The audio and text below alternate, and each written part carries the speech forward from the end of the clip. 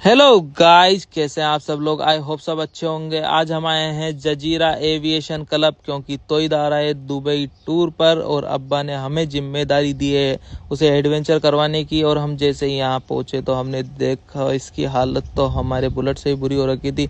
और घोड़े घोड़े कम खच्चर ज़्यादा लग रहे। किसी ने हमें आके बताया आगे और फिर जावेद का डांस चल रहा है, हमें उससे इग्नोर किया और चल पड़े अपने मकसद की ओर। वहां जाकर देखा तो हमारी आंखें फटी की फटी रह गई क्योंकि रेड बॉय था ही थे, लेकिन हमने बुक करवाया और उड़ चले नेक्स्ट ब्लॉक की तरफ। Like share subscribe.